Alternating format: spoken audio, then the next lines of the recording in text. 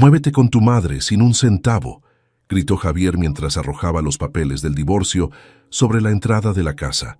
Elena miró los documentos desparramados sobre el suelo de mármol, su rostro pálido reflejando el impacto de sus palabras.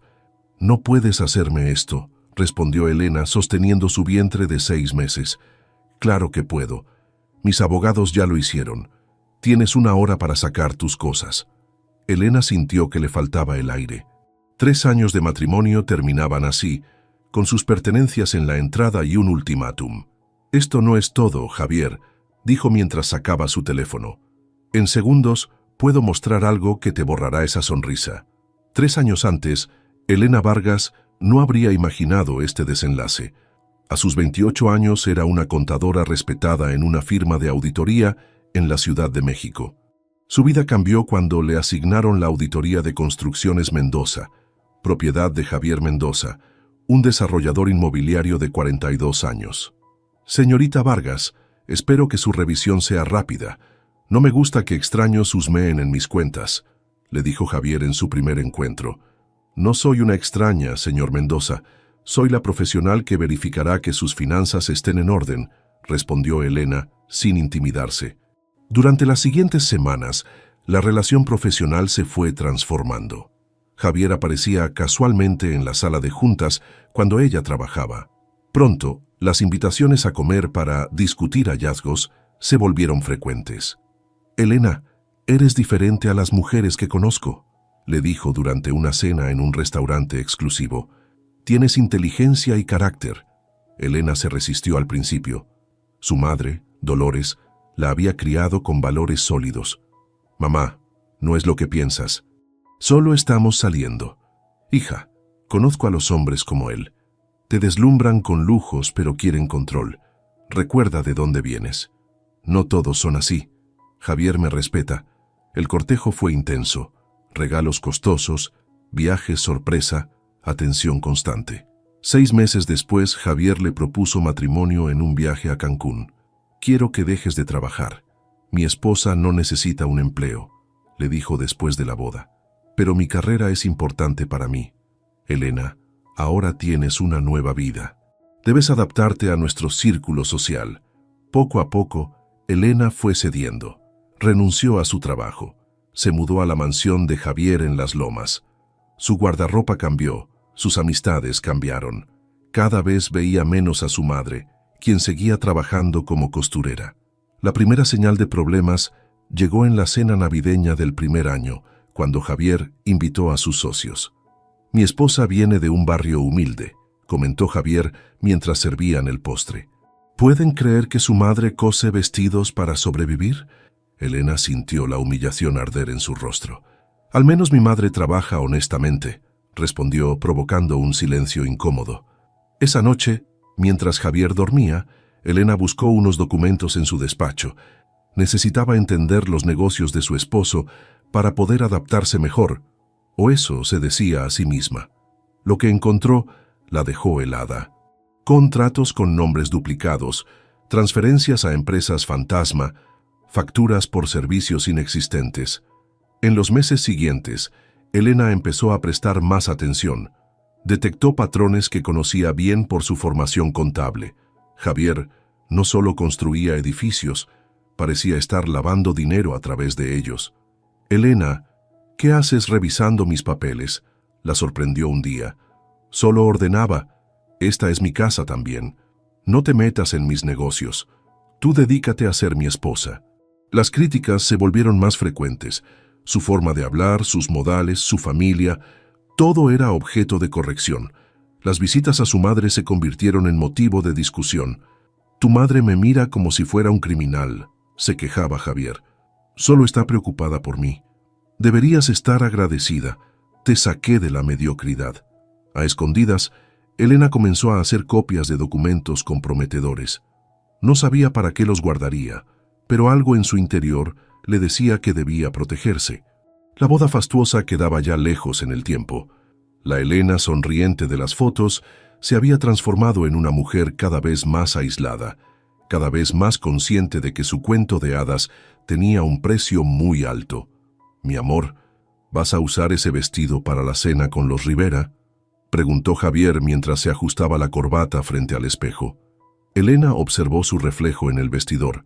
El vestido negro que había elegido era elegante pero sencillo. Sí, ¿tiene algo malo? Es demasiado simple. Ponte el que te compré en Milán y usa las joyas que te regalé en nuestro aniversario. Recuerda que Luis Rivera es un inversionista importante. 3 años de matrimonio y cada evento social se había convertido en una prueba. Elena se quitó el vestido negro y sacó el azul con pedrería que costaba más que el sueldo mensual que ganaba como contadora. La vida en la mansión de las Lomas tenía sus reglas no escritas. La libertad que Elena había perdido estaba disfrazada de privilegios. Una empleada para limpiar, otra para cocinar, un chofer para transportarla. Pero no podía salir sin avisar, no podía invitar amigos sin consultar, no podía visitar a su madre sin que Javier hiciera comentarios despectivos después. Sus antiguas amistades se habían ido diluyendo, las llamadas espaciándose hasta volverse ocasionales, luego inexistentes. Su nuevo círculo social consistía en las esposas de los socios de Javier, mujeres que competían por quién llevaba el bolso más caro o quién había visitado el destino más exclusivo. «Deberías considerar operarte la nariz», le sugirió Mariana, esposa de uno de los socios, durante un almuerzo. «Mi cirujano es maravilloso, muy discreto». Elena sonrió cortésmente mientras sentía que cada día perdía un pedazo más de sí misma. Las visitas a su madre se habían reducido a una vez al mes, siempre con la sensación de que abandonaba un mundo para entrar en otro totalmente distinto. «Te veo apagada, hija», le dijo Dolores durante una de esas visitas. «¿Todo está bien con Javier?» «Estamos bien, mamá, solo cansada por los eventos sociales». Dolores la miró con esos ojos que siempre veían más allá de las palabras. «Este delantal lo cosí para ti», le entregó un paquete sencillo, «para cuando quieras cocinar algo como antes». Elena lo guardó en su bolso, sabiendo que nunca lo usaría. La cocina de su casa era territorio de la cocinera, no suyo. La noche de la cena con los Rivera marcó un antes y un después. Elena seguía el protocolo habitual: sonreír, asentir, hacer preguntas adecuadas sobre los hijos y las vacaciones. «¿Y tu familia, Elena?», preguntó la señora Rivera durante el postre.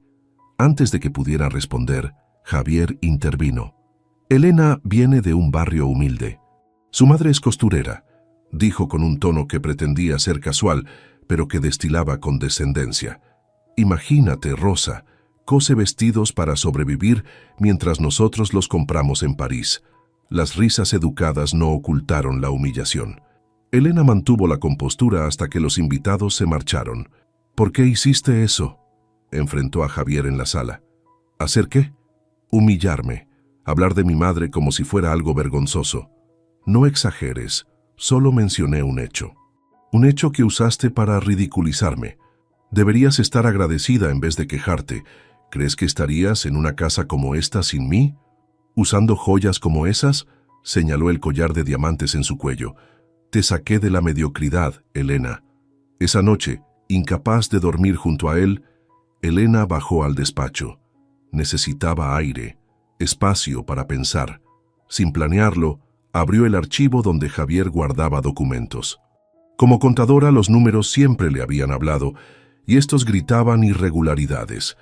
Proyectos con presupuestos inflados, facturas duplicadas, empresas contratistas que aparecían y desaparecían. Elena fotografió varios documentos con su celular, movida por un instinto de autoprotección. Los días siguientes prestó más atención. Notó llamadas que Javier tomaba en privado, reuniones con personas que nunca presentaba, maletines que llegaban y no se registraban. El imperio inmobiliario de su esposo parecía tener cimientos de arena. Intentó retomar contacto con antiguos colegas, pero Javier monitoreaba sus llamadas. Finalmente logró comunicarse con Ricardo Fuentes, su antiguo compañero de trabajo, ahora en la unidad de delitos financieros. «Necesito verte», le dijo en una llamada rápida desde un teléfono público cerca del supermercado. Se encontraron en una cafetería del centro, lejos de las Lomas. «Te ves diferente», comentó Ricardo. «La vida de casada», respondió ella con una sonrisa que no llegó a sus ojos. ¿Qué ocurre, Elena? ¿Qué sabes de Construcciones Mendoza? Ricardo la miró fijamente antes de responder. Oficialmente, nada. Extraoficialmente están en nuestro radar. ¿Por qué?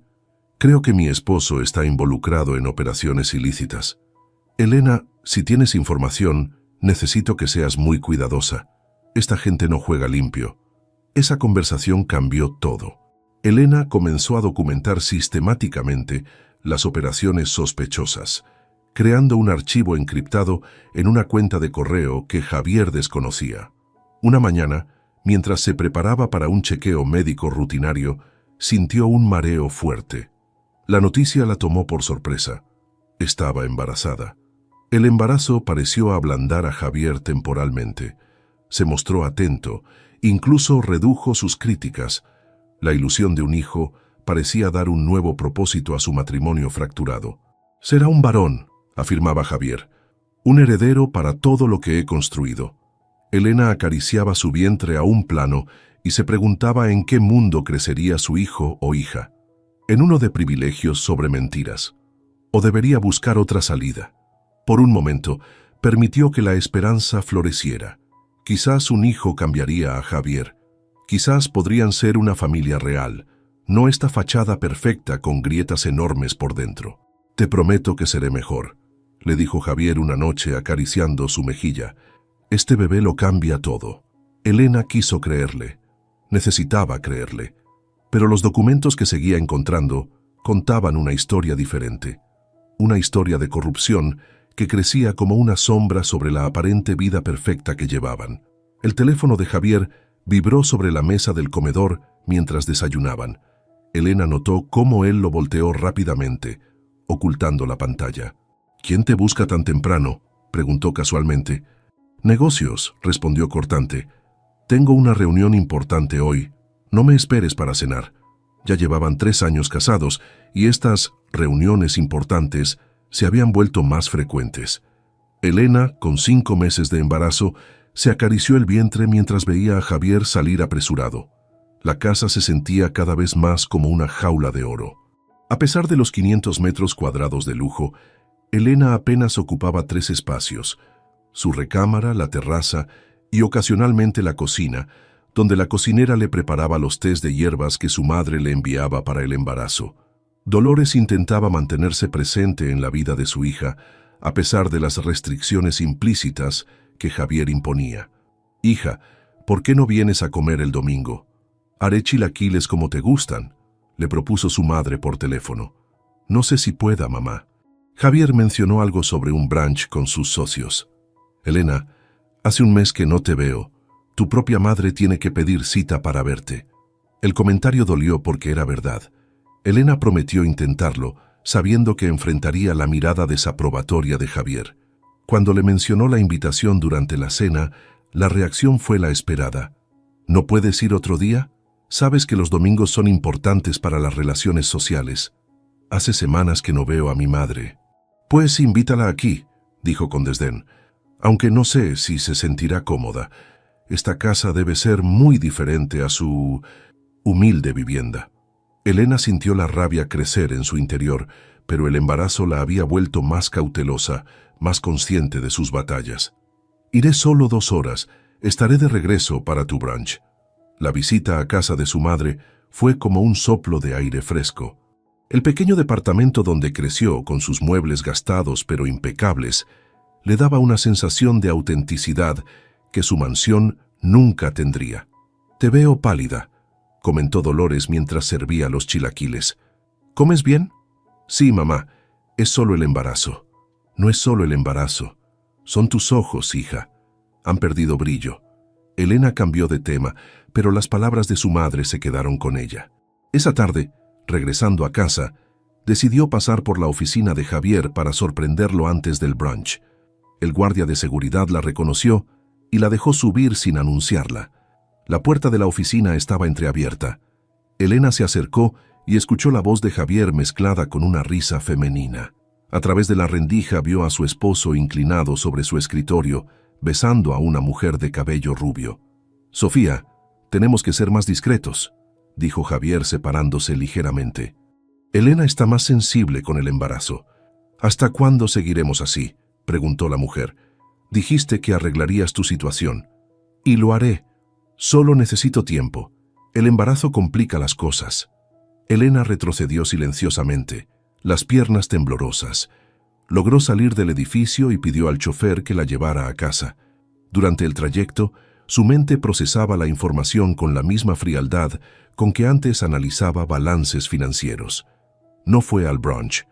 Cuando Javier regresó, ella fingió una migraña. Observó cómo su esposo se movía por la habitación, quitándose la corbata, contándole trivialidades sobre la reunión que supuestamente había tenido. Cada palabra era una mentira. Esa noche, mientras Javier dormía, Elena revisó su teléfono. Los mensajes con Sofía Lara, agente inmobiliaria que trabajaba para su empresa, confirmaban una aventura de al menos 6 meses. En los días siguientes, Elena intensificó su documentación de las actividades financieras de Javier. Ya no era solo por protección, ahora buscaba una salida. Ricardo le había proporcionado información sobre cómo asegurar los archivos, creando copias en servidores seguros.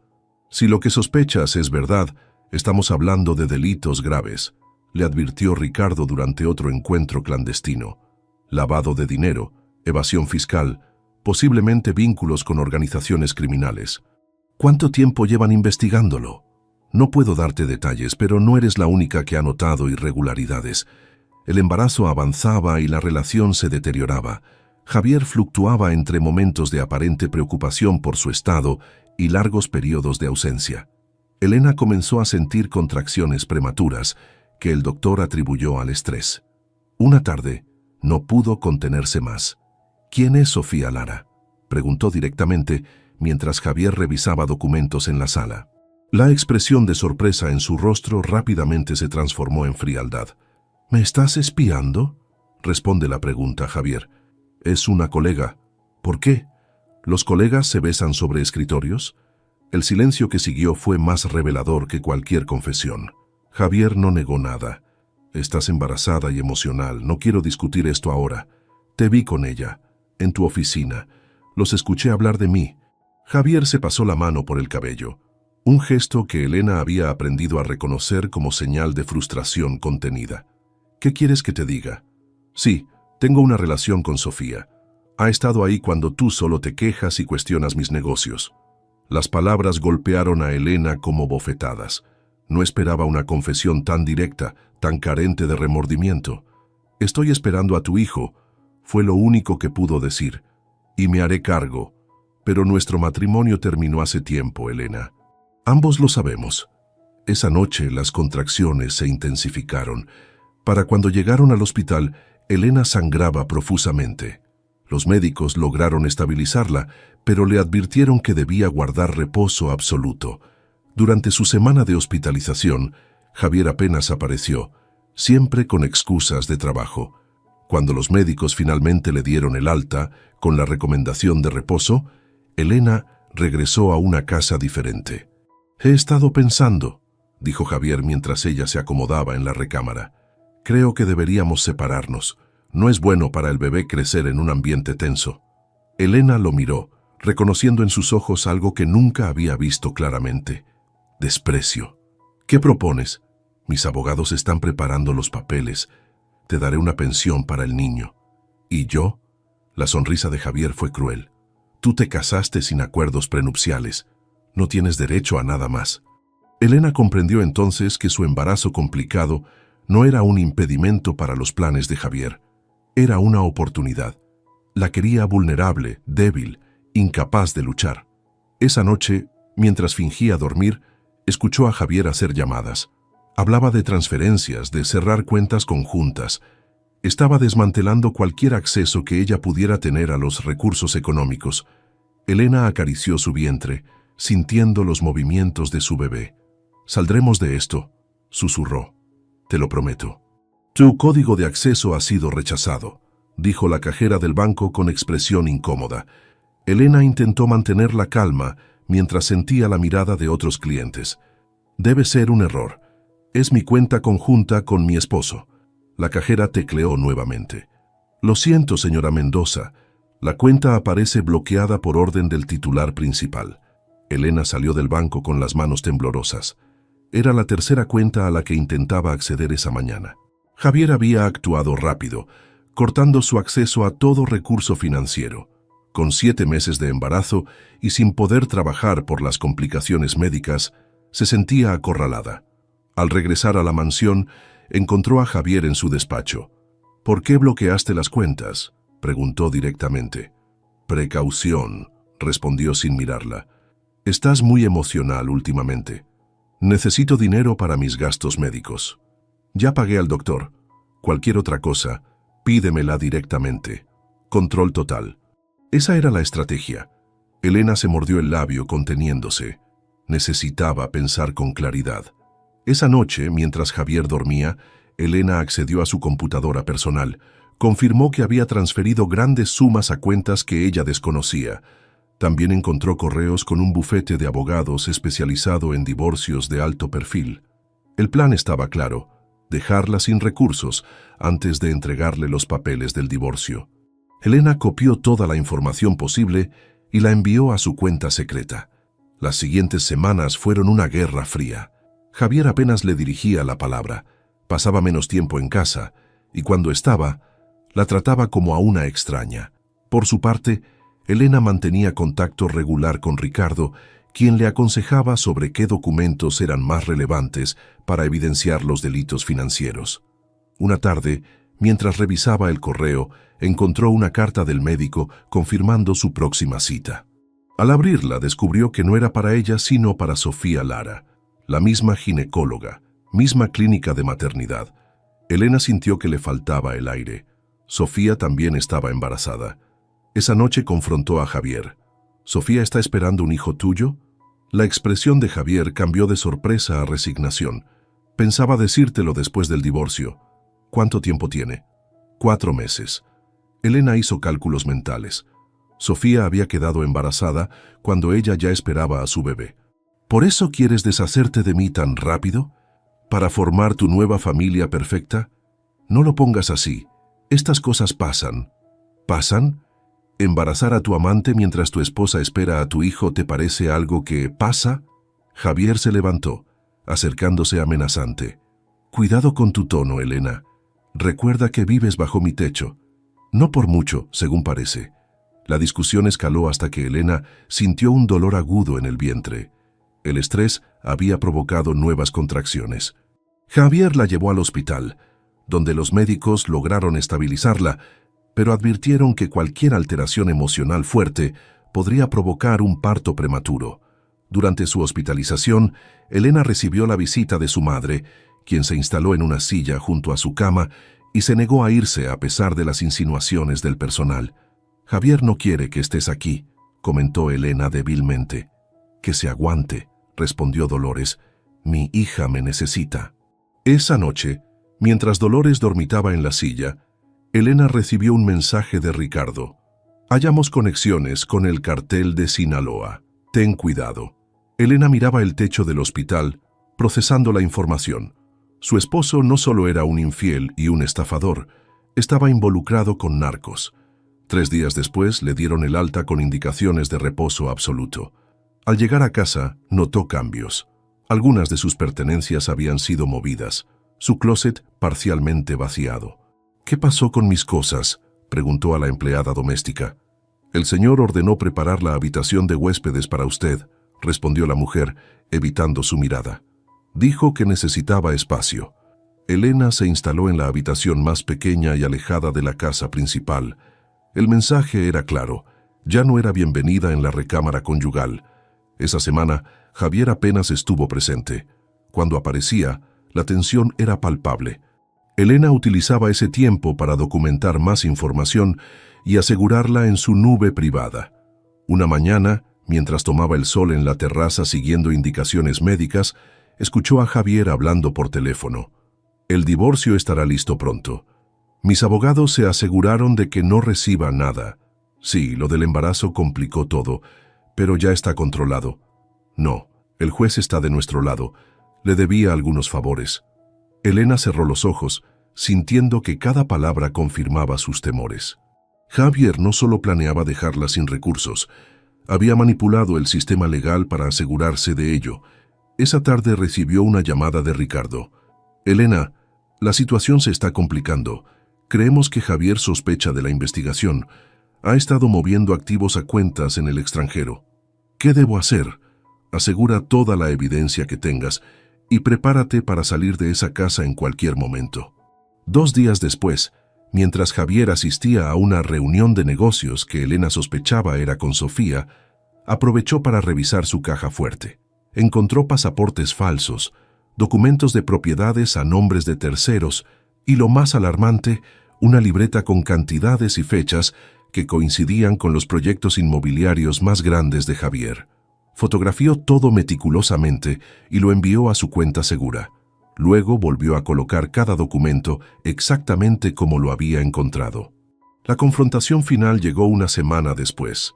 Elena regresaba de una revisión médica cuando encontró a Javier esperándola en la entrada, con una carpeta en la mano y 2 hombres de traje a su lado. «¿Quiénes son?», preguntó Elena. «Mis abogados», respondió Javier con frialdad. «Traen los papeles del divorcio». Elena sintió que su corazón se aceleraba, pero mantuvo la compostura. «¿Podemos discutir esto en privado?». «No hay nada que discutir». «Firma aquí», señaló un documento marcado con una X. «Te daré una semana para que saques tus cosas». Elena tomó los papeles y los hojeó. Como sospechaba, no se mencionaba compensación económica alguna, solo una pensión mínima para el bebé. «¿Y si me niego a firmar?». La sonrisa de Javier fue despectiva. «Entonces haré que te saquen de aquí sin nada, ni siquiera la ropa que llevas puesta». Fue entonces cuando pronunció las palabras que Elena nunca olvidaría. «Muévete con tu madre sin un centavo, es más de lo que mereces». El desprecio en su voz era tan palpable que los propios abogados parecieron incómodos. Elena sintió una calma extraña, como si todo el miedo y la ansiedad de los últimos meses se desvanecieran. «Antes de irme, hay algo que deberías ver», dijo mientras sacaba su teléfono. «Antes de que firme algo, mira esto», dijo Elena mostrando la pantalla de su teléfono a Javier. El rostro de su esposo palideció mientras deslizaba el dedo por las imágenes. Contratos falsificados, transferencias millonarias a cuentas en paraísos fiscales, fotografías de reuniones con personas conocidas en el mundo del narcotráfico. «¿De dónde sacaste esto?», preguntó con voz temblorosa. «Soy contadora, Javier. Creíste que no notaría las inconsistencias. He documentado cada movimiento sospechoso durante 2 años». Los abogados intercambiaron miradas nerviosas. «Señor Mendoza, necesitamos hablar en privado», dijo el mayor de ellos. Elena se mantuvo firme mientras los 3 hombres se alejaban hacia el despacho. Podía ver la furia en los ojos de Javier, una rabia contenida que prometía venganza. Esa noche, Elena llamó a su madre. «Necesito volver a casa, mamá. Tu cuarto siempre ha estado listo, hija». El regreso al pequeño departamento donde creció fue humillante y liberador a la vez. Mientras el chofer descargaba las pocas maletas que Javier le había permitido llevar, Elena sintió las miradas curiosas de los vecinos. El departamento de 2 habitaciones parecía diminuto después de la mansión, pero tenía algo que Elena había olvidado: paz. «¿Quieres hablar de lo que pasó?», preguntó Dolores mientras le servía un té de canela. «Javier me engañó, mamá. No solo a mí, sino a todos. Sus negocios son una fachada para lavar dinero. Siempre supe que ese hombre escondía algo. Ningún constructor hace tanto dinero tan rápido». Los días siguientes fueron difíciles. Elena alternaba entre episodios de llanto y momentos de determinación feroz. Su embarazo avanzaba y las preocupaciones económicas aumentaban. Los ahorros que había logrado esconder de Javier no durarían mucho. Ricardo la visitaba regularmente, actualizándola sobre la investigación. «Estamos cerrando el círculo, pero necesitamos más tiempo. Javier tiene contactos poderosos que lo protegen. ¿Qué pasará cuando nazca mi bebé? Él intentará quitármelo, lo sé. No si lo exponemos primero».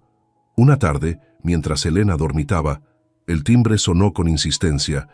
Dolores abrió la puerta para encontrar a un hombre con un sobre. «Notificación judicial para Elena Vargas de Mendoza», anunció formalmente. El documento era una demanda de custodia anticipada. Javier solicitaba la custodia completa del bebé, argumentando inestabilidad mental de Elena e incapacidad económica para criarlo. Incluía testimonios de especialistas que nunca la habían tratado, afirmando que sufría trastornos de personalidad.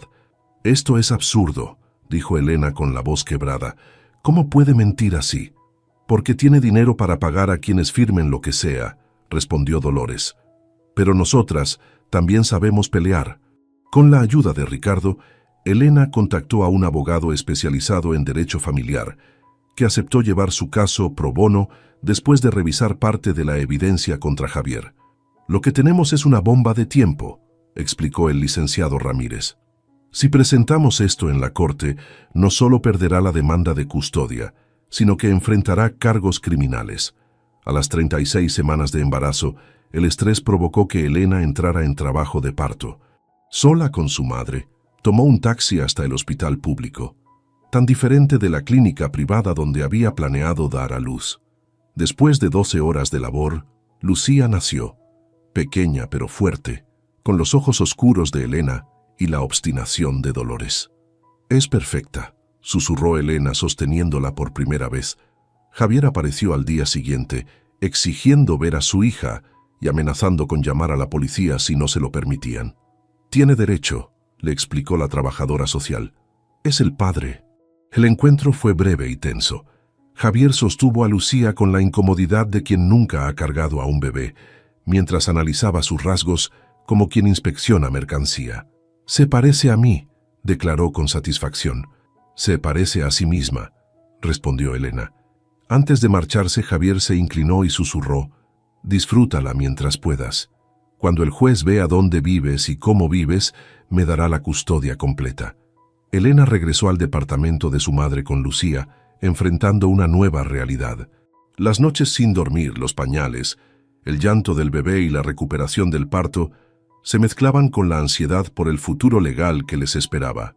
Javier mantenía su estrategia.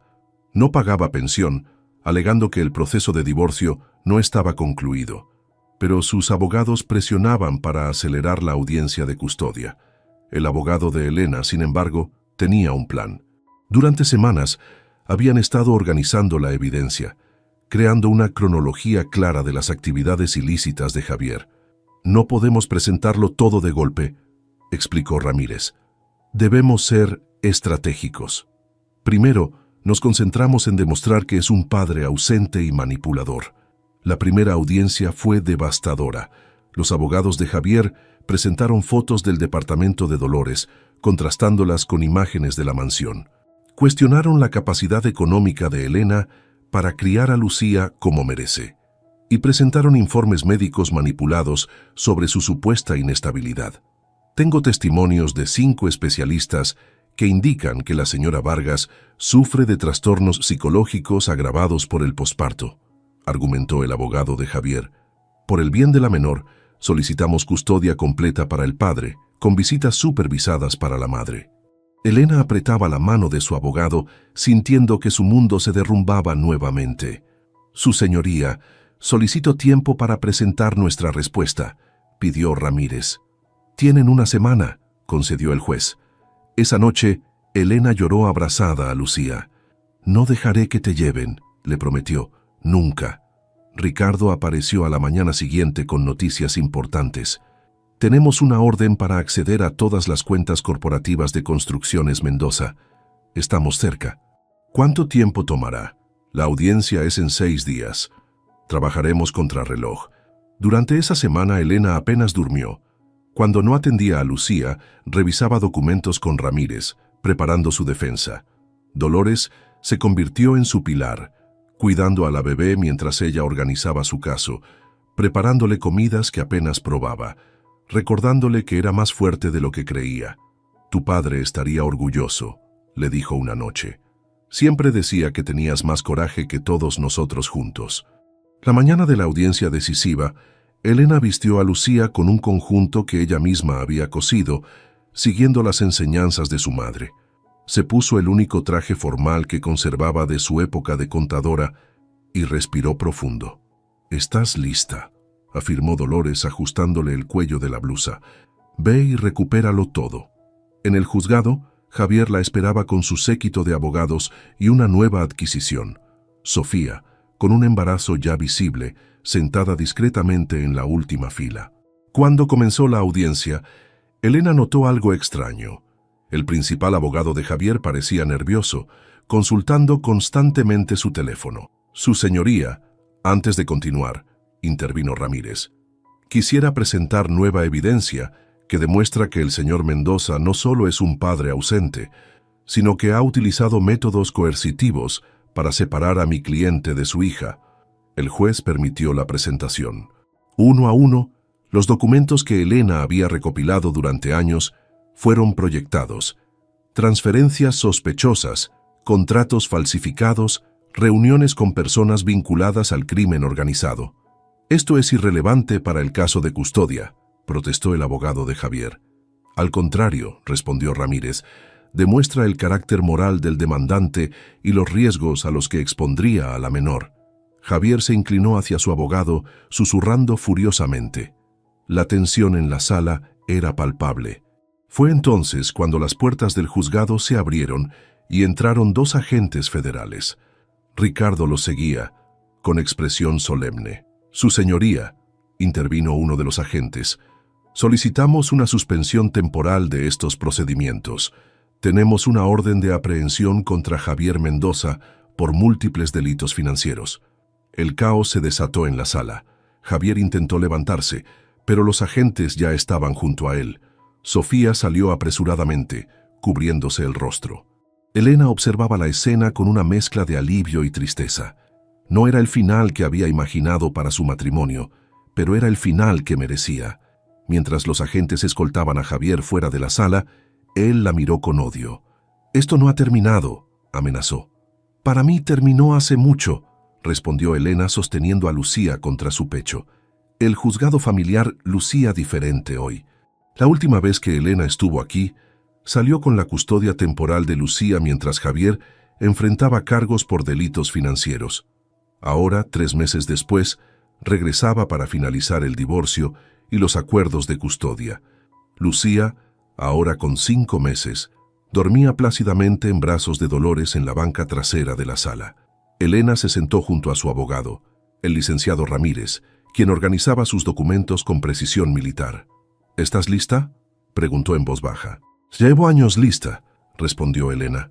Las puertas se abrieron y entró Javier, escoltado por 2 guardias. La prisión preventiva había dejado marcas visibles, había perdido peso, su piel lucía pálida, y el traje caro no ocultaba la derrota en su postura. A su lado un nuevo abogado, más joven y menos arrogante que el anterior equipo legal. El juez Velasco entró y todos se pusieron de pie. Caso 387-2025, divorcio Mendoza Vargas, anunció la secretaria. El procedimiento comenzó con formalidades legales. El abogado de Javier solicitó inmediatamente llegar a un acuerdo fuera de juicio. «Su señoría, mi cliente está dispuesto a no disputar la custodia de la menor si se llega a un acuerdo razonable sobre los bienes matrimoniales». Elena intercambió miradas con Ramírez. Era un cambio inesperado en la estrategia de Javier. «Escuchamos su propuesta», respondió Ramírez. El abogado desplegó un documento. «El señor Mendoza ofrece una pensión mensual de 20,000 pesos para la menor, el departamento en Polanco a nombre de la señora Vargas, y renuncia a sus derechos de visita hasta resolver su situación legal». Elena sintió un nudo en la garganta. Javier renunciando a Lucía. Algo no encajaba. El juez concedió un receso para que las partes deliberaran en privado. En una pequeña sala contigua, Ramírez se inclinó hacia Elena. «Es una trampa. Te ofrece bienes que pronto serán confiscados por el gobierno. El departamento de Polanco está bajo investigación, igual que todas sus propiedades. ¿Por qué renunciaría a Lucía? Siempre dijo que la quería. No la quiere a ella, quiere lastimarte a ti. Si renuncia ahora puede argumentar después que firmó bajo coacción. Es su juego final». Elena asintió, comprendiendo la estrategia. «¿Qué hacemos? Rechazamos su oferta y presentamos la nuestra». Al reanudarse la sesión, Ramírez expuso su contrapropuesta. «Mi cliente solicita la custodia total de la menor. Una pensión alimenticia acorde a los ingresos reales del señor Mendoza, no a los declarados fiscalmente, y la casa de las Lomas, que fue adquirida durante el matrimonio. El abogado de Javier saltó indignado. Esa propiedad vale millones, es una extorsión. Es una propiedad comprada con dinero legítimo del matrimonio, corrigió Ramírez. A diferencia de otros bienes que están bajo investigación. La tensión en la sala era palpable. Javier susurró algo a su abogado, quien pidió otro receso. El juez, visiblemente irritado por las dilaciones, concedió 15 minutos. Durante el receso, Elena se acercó a Dolores y tomó a Lucía en brazos, respirando su aroma a talco y leche. La pequeña abrió los ojos momentáneamente, la reconoció y volvió a dormirse con la confianza absoluta que solo un bebé puede tener. Cuando regresaron a la sala, el ambiente había cambiado. Javier tenía una expresión calculadora, casi complacida. «Su señoría», comenzó su abogado. «Hemos contactado a la fiscalía durante el receso. Resulta que la señora Vargas podría enfrentar cargos como cómplice por no denunciar los delitos de mi cliente cuando tuvo conocimiento de ellos». Ramírez se puso de pie inmediatamente. «Objeción, su señoría. La fiscalía ya ha determinado que mi cliente cooperó con la investigación desde que tuvo conocimiento de las actividades ilícitas. Según nuestras fuentes», continuó el abogado de Javier, «la señora Vargas se benefició del dinero ilícito durante años. Usaba bolsos de $5,000 mientras supuestamente desconocía el origen de esos fondos. Era la última jugada desesperada de Javier. Elena sintió que la sangre le hervía, pero mantuvo la compostura. Ramírez estaba preparado y presentó cartas de la fiscalía confirmando la cooperación de Elena y su estatus como testigo, no como investigada.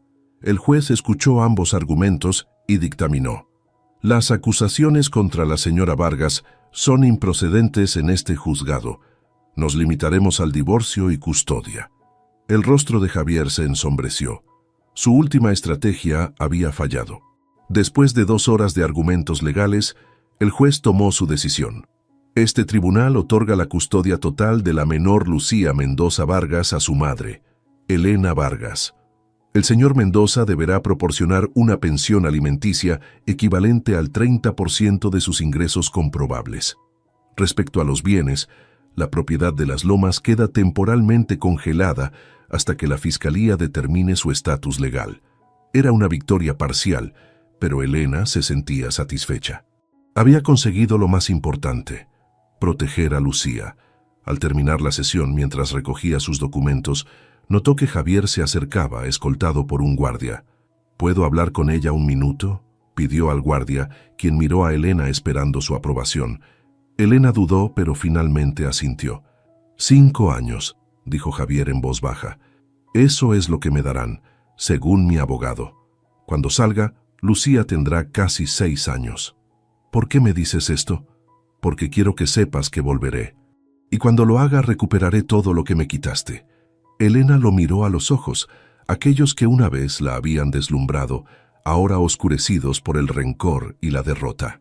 «No te quité nada, Javier. Todo lo perdiste tú mismo».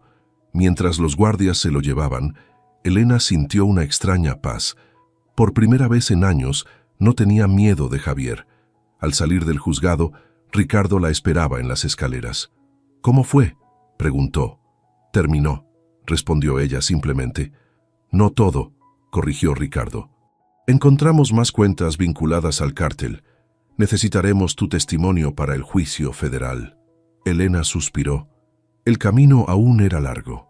«¿Cuándo?». «En 2 semanas». «Pero hay algo más», añadió Ricardo bajando la voz. «Algunos socios de Javier siguen libres y no están contentos con tu cooperación. La amenaza implícita flotó entre ellos. ¿Qué sugieres?». «Tenemos un programa de protección de testigos». Elena miró hacia donde estaba su madre con Lucía, esperando junto al taxi. «No voy a esconderme, Ricardo. Lucía merece crecer sin miedo, y yo merezco vivir con dignidad. Al menos acepta protección temporal». Elena asintió, reconociendo la sensatez del consejo. Esa noche, en el departamento de su madre, mientras Lucía dormía en su cuna improvisada, Elena revisó los documentos del divorcio. Su matrimonio había terminado oficialmente. Ya no era Elena de Mendoza, sino Elena Vargas nuevamente. ¿Qué piensas hacer ahora?, preguntó Dolores sirviéndole un té de manzanilla. Reconstruir, respondió Elena, paso a paso. Sobre la mesa estaba una carta de su antigua firma contable, ofreciéndole regresar como consultora en casos de fraude financiero. Era una oportunidad para usar su experiencia de manera positiva. Vendí las joyas que me regaló Javier, confesó a su madre. Con ese dinero podríamos rentar un departamento más grande, con una habitación para cada una. Dolores sonrió apretando su mano. Siempre has sido fuerte, hija, igual que tu padre. Elena miró hacia la cuna donde dormía Lucía. Su hija no tendría los lujos que Javier había prometido, pero tendría algo más valioso. Una madre que luchó por ella, una abuela que nunca se rindió y una herencia de dignidad que ninguna fortuna podía comprar. El juicio federal contra Javier se acercaba.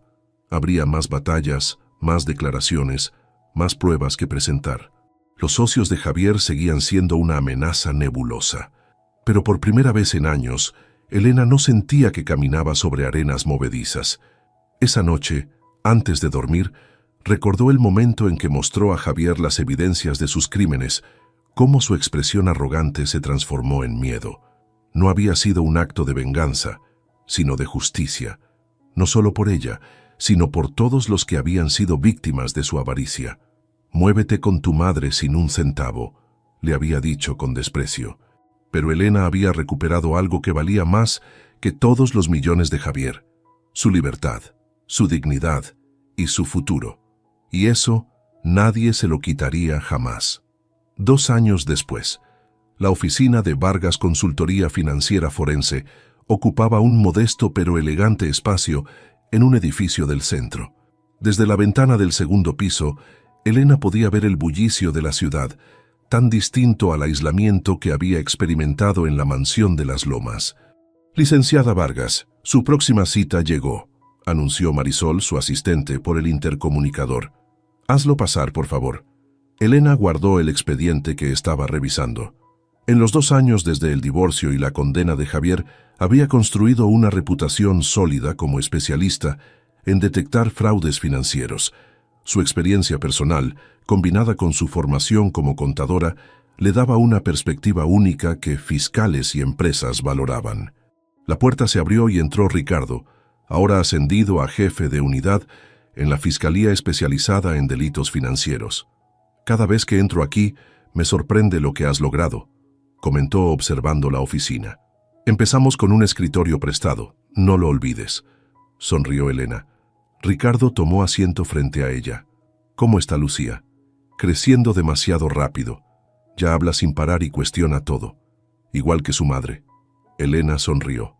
Lucía, ahora con 2 años y medio, era su orgullo y motivación diaria.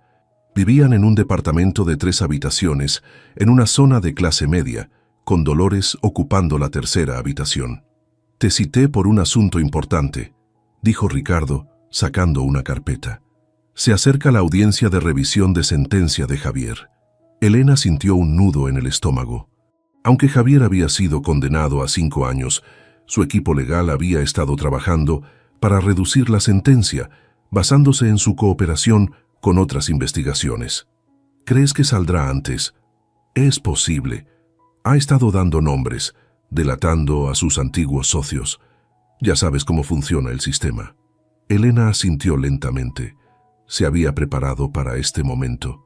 ¿Cuánto tiempo le quedaría? Si el juez acepta la reducción, podría salir en 6 meses. Un silencio pesado se instaló entre ellos. «¿Has sabido algo de Sofía Lara?», preguntó Elena finalmente. «Se mudó a Guadalajara con su hijo. Tengo entendido que rehizo su vida allá.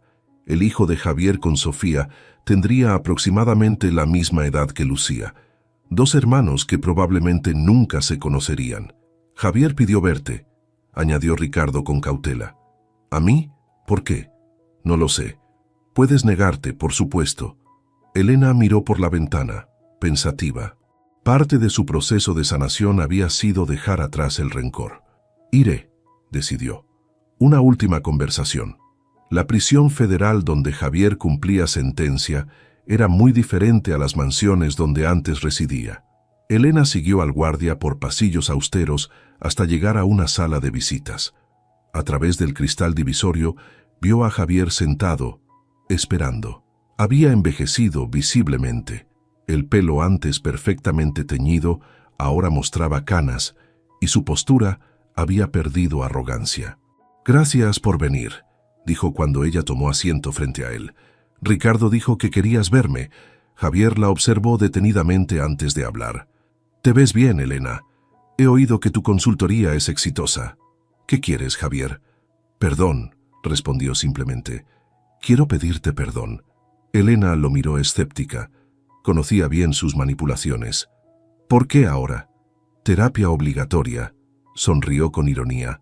«Pero también porque tuve tiempo para pensar. Lo que te hice fue imperdonable». «¿Qué esperas que diga?» «Nada. Solo quería que lo supieras. Y también...» Hizo una pausa. «Quería preguntar por Lucía». Elena se tensó. Lucía era un tema que evitaba discutir con cualquiera relacionado con su pasado. «Está bien. Creciendo feliz. ¿Tienes una foto?» «No, Javier, no tengo fotos para ti». Él asintió aceptando la negativa. «Entiendo. Solo quería saber si se parece a mí o a ti». «Se parece a ella misma», respondió Elena, recordando sus palabras en el hospital. Un silencio incómodo se instaló entre ellos. «Mi abogado dice que podría salir pronto», mencionó Javier. «Quería que lo supieras personalmente, no por Ricardo». «¿Y qué harás cuando salgas?»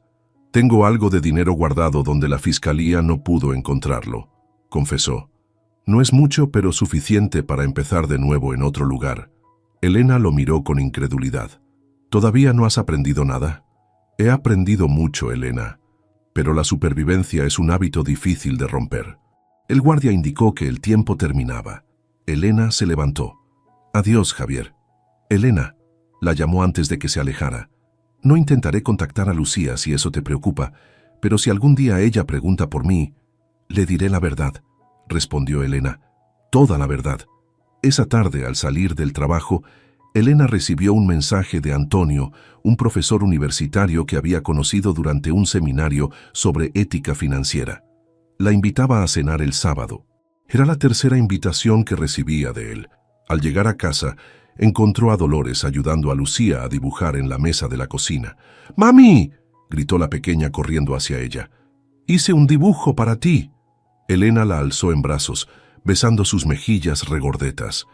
«¿Cómo te fue?», preguntó Dolores percibiendo su tensión. «Vi a Javier hoy». Dolores dejó los lápices sobre la mesa.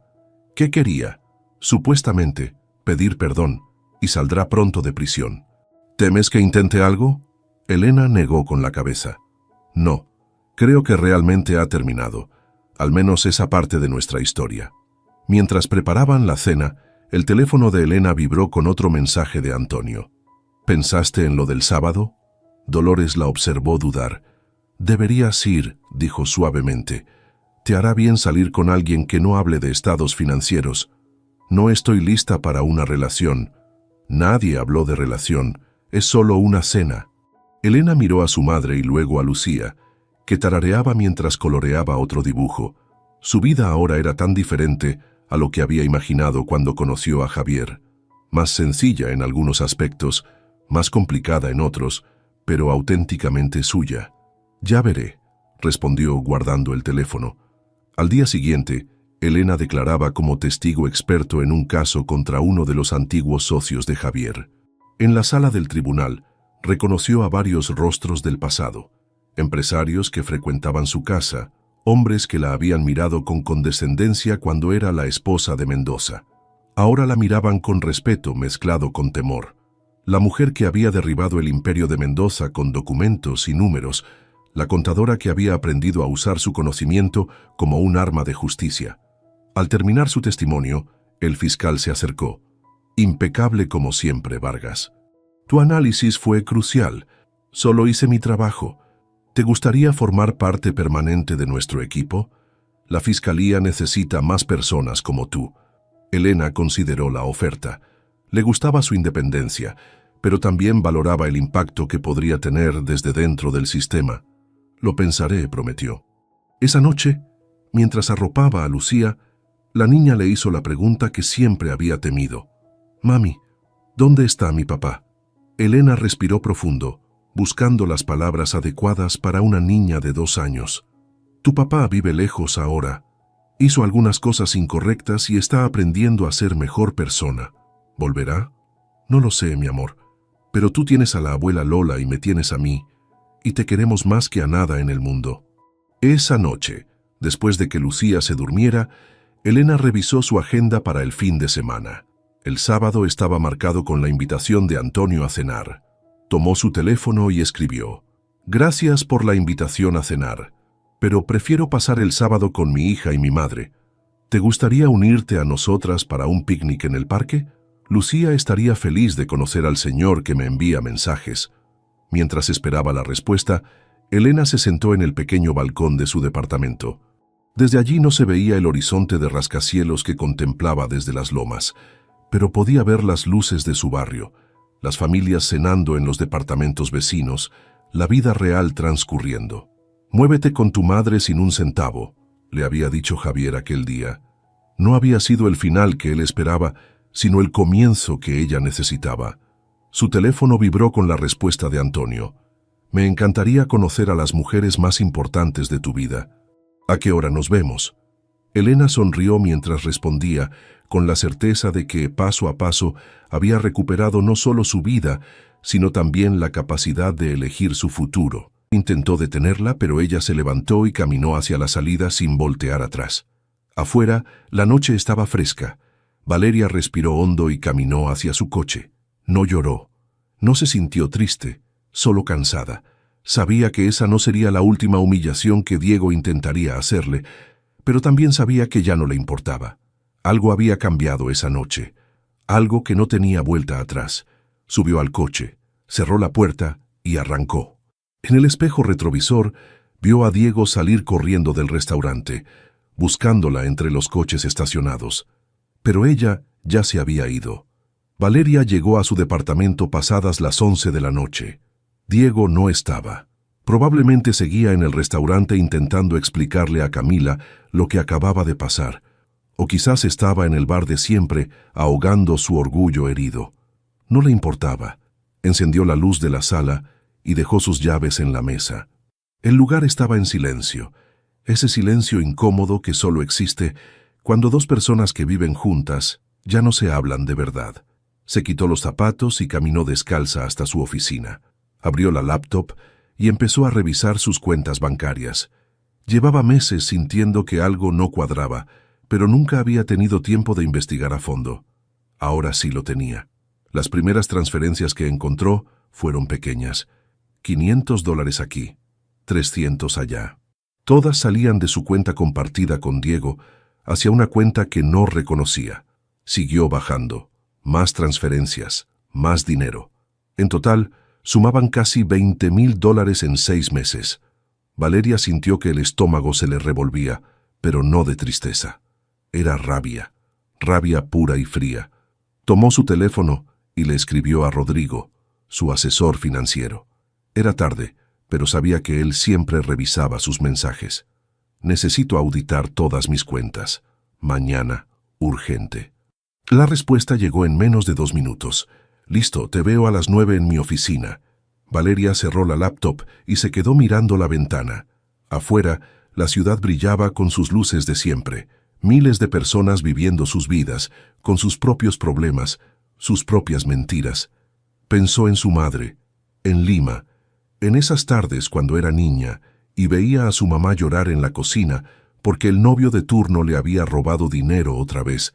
Siempre era lo mismo. Hombres guapos, con palabras bonitas y promesas vacías.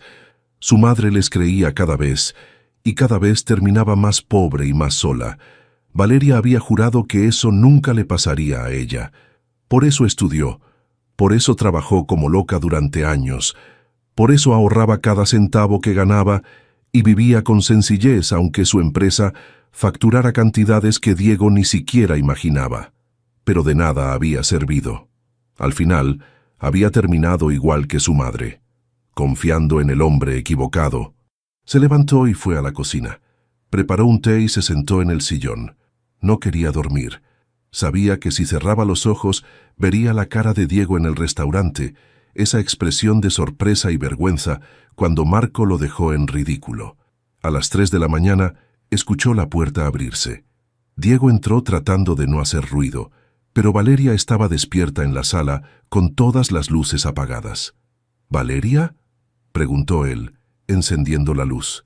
Ella no respondió, solo lo miró. «Mira, sé que la cena fue un desastre», empezó Diego acercándose. «No debí llevarte ahí. No debí presentarte a Camila así. Fue estúpido». «¿Dónde está el dinero?», preguntó Valeria. Diego se detuvo. «¿Qué dinero?». «Los $20,000 que sacaste de nuestra cuenta. ¿Dónde están?». La cara de Diego cambió. El color se le fue del rostro. «Yo necesitaba hacer unos pagos». «¿Qué pagos?». «Deudas. Personales». Valeria se levantó del sillón. «Deudas que hiciste sin decirme nada». «Con dinero que era mío». «Era nuestra cuenta», dijo Diego alzando la voz. «Somos casados. Lo que es tuyo es mío». «No», respondió Valeria caminando hacia él. «Lo que era mío, y tú lo robaste». «No lo robé. Solo lo usé. Iba a reponerlo». «¿Cuándo? ¿Con qué dinero? Si apenas te alcanza para pagar tu coche». Diego apretó los puños. Valeria vio en sus ojos algo que nunca había visto antes. Odio. Odio real. «¿Sabes qué es lo peor de ti, Valeria?», dijo él, escupiendo las palabras. «Que siempre me haces sentir menos. Cada vez que ahorras, cada vez que hablas de tus inversiones, es como si me restregaras en la cara que ganas más que yo. Eso es tu problema, no el mío. Es nuestro problema. Por eso nuestra relación no funciona, porque tú nunca me has visto como tú igual». Valeria se cruzó de brazos. «Tienes razón. No te veo como mi igual, porque tú robas y yo no». Diego levantó la mano como si fuera a pegarle, pero se detuvo. Valeria no se movió. Solo lo miró fijamente, esperando. Él bajó la mano y se dejó caer en el sillón. «No sé qué quieres que haga», dijo con la voz quebrada. «Quiero que te vayas». Diego levantó la cabeza. «¿Qué?». «Que te vayas. Esta noche. Ahora. Este también es mi departamento». «No, es mío. Yo pago la renta. Tú solo vives aquí». Diego se quedó en silencio. Valeria fue a la habitación, sacó una maleta del closet y empezó a meter la ropa de él. «¿Qué haces?», preguntó Diego, siguiéndola. «Te estoy ayudando a empacar». «Valeria, por favor, no hagas esto. Podemos arreglarlo». Ella siguió empacando sin mirarlo. Cuando terminó, cerró la maleta y se la entregó. «Vete a casa de tu madre. O con Camila. No me importa. Solo vete».